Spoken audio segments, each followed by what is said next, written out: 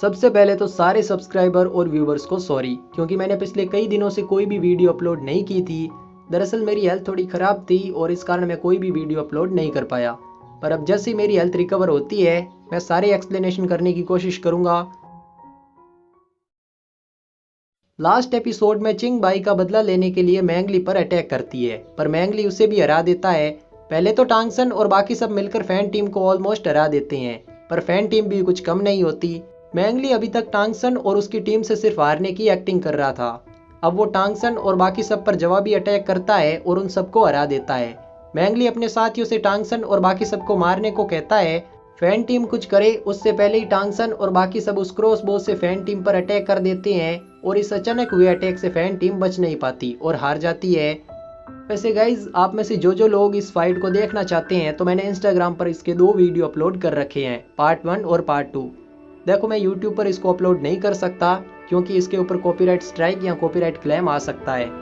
तो जिन जिन लोगों को ये फाइट देखनी है वो इंस्टाग्राम पर चेकआउट कर सकता है, लिंक डिस्क्रिप्शन में है। फैन टीम के हारते ही जीसी सिटी के सारे लोग टांगसन और उसकी टीम को थैंक्स कहते हैं, क्योंकि उनकी वजह से यह फैन टीम का कोई भी मेंबर जीसी सिटी के लोगों को परेशान नहीं करेगा। यहाँ ग्रैंड मास्टर और हेड मास्टर भी आए होते हैं। वो दोनों भी ये देखकर बहुत खुश होते हैं कि श्रेक अकेडमी के स्टूडेंट अब टीम वर्क और कंपटीशन को सीरियस ले रहे हैं। अगले दिन टांगसन ओसीके के पास आता है और बाकी सब के बारे में पूछता है।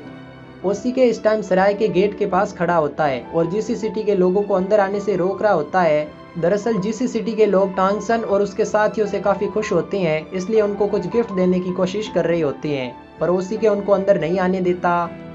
वो टांगसन से कहता है कि बाकी सब लोग जीसी सिटी में किसी इवेंट को अटेंड करने गए हैं, पर बाई इस टाइम अपने रूम में आराम कर रहा है। इस पर टांगसन बाई से मिलने उसके रूम में जाता है।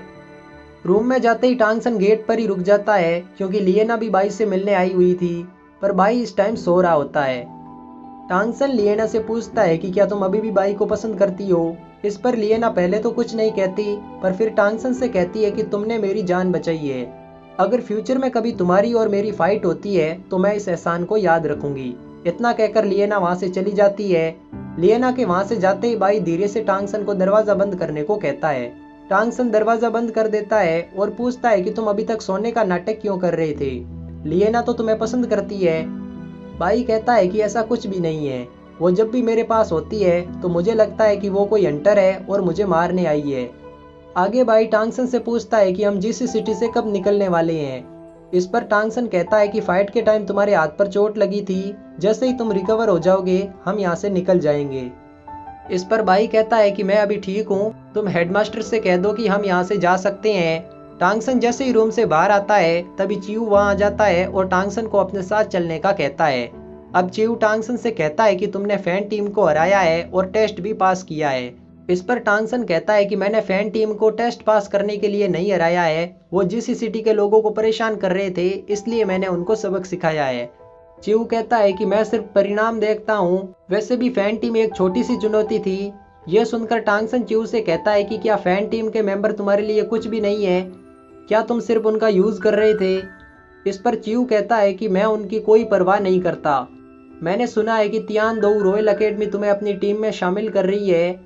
जब ग्रैंड कंपटीशन में फाइट होगी तो तुम्हें तुम्हारा काम बता दिया जाएगा। टांगसन कहता है कि मुझे तुम पर भरोसा नहीं है। चिऊ कहता है कि अगर तुम मुझ पर भरोसा नहीं करते हो तो तुम्हें भी बुली की तरह मरना होगा। टांगसन कहता है कि क्या तुमने बुली को मार दिया है। इस पर चिऊ कहता है कि अगर मैं अपने मास्टर पर भरोसा नहीं करता हूँ तो मुझे भी मरना होगा, हम दोनों की हालत एक जैसी है। इतना कहकर चिऊ वहाँ से चला जाता है। अगले दिन टांगसन और बाकी सब फिर से तियानडोउ रॉयल अकेडमी के लिए निकल जाते हैं। यहाँ रोरोंग टांगसन से उस क्रॉसबो के बारे में पूछती है और उसे खरीदने का कहती है। टांगसन कहता है कि मैं इसे बनाना तुम्हें नहीं सिखा सकता और ना ही इसे तुम्हें बेच सकता हूँ, पर अगर तुम चाहो तो इसे रख सकती हो। इस पर ग्रैंड मास्टर उनसे कहता है कि यह क्रॉसबो इतना पावरफुल नहीं है कि ग्रैंड कंपटीशन में तुम्हारी मदद कर सके।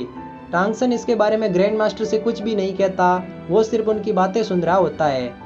ग्रैंड मास्टर समझ जाता है कि टांगसन किसी बात को लेकर परेशान है।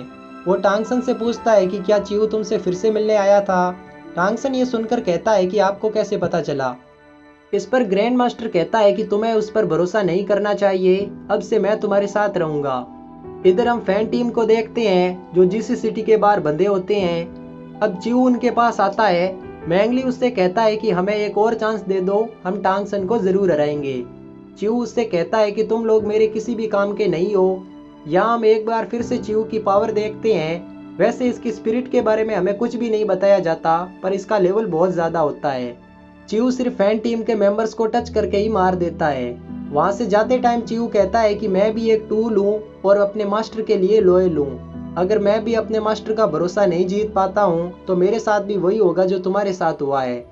आगे टांगसन और बाकी सब तियान-दो रॉयल एकेडमी पहुँच जाते हैं। हेडमास्टर वहाँ के गार्ड से कहता है कि हम श्रेक एकेडमी से हैं और तुम्हारे सीनियर के इनविटेशन पर आए हैं। वो गार्ड श्रेक एकेडमी का नाम सुनकर कहता है कि हमने पहले कभी भी इस एकेडमी का नाम नहीं सुना है, पर इस बारे में मैं अपने सीनियर से पूछ कर आता हूँ। कुछ टाइम बाद वो गार्ड वापस आता है और श्रेक एकेडमी के स्टूडेंट को उनके रूम में चलने को कहता है। ये रूम काफ़ी बड़ा होता है, जिसे देख ओसी के कहता है कि ये तो हमारे क्लासरूम से भी काफ़ी बड़ा है।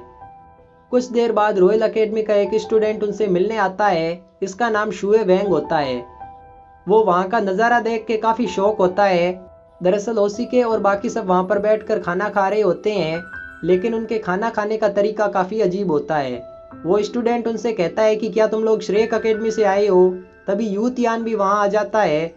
शुए वेंग उससे कहता है कि हमारी एकेडमी में कई टैलेंटेड स्टूडेंट हैं, फिर आप इन लोगों को हमारी टीम में क्यों ले रहे हो? यह सुनकर बाई कहता है कि तुम्हारे सीनियर ने हमसे रिक्वेस्ट की थी, इसलिए हम यहाँ पर आए हैं। शुए वेंग ये सुनकर काफ़ी एंग्री होता है, पर यूतियान उसे वहाँ से बाहर भेज देता है। वो हेडमास्टर से कहता है कि इस एकेडमी के हेडमास्टर आपसे मिलना चाहते हैं। इस पर हेडमास्टर, ग्रैंड मास्टर, टांगसन और बाई उनसे मिलने जाते हैं। वहीं बाकी स्टूडेंट अपने रूम में चले जाते हैं। इसी के साथ एपिसोड 24 का एक्सप्लेनेशन यही एंड होता है। आई होप आपको ये एक्सप्लेनेशन अच्छा लगा होगा। शिए शिए शोगान।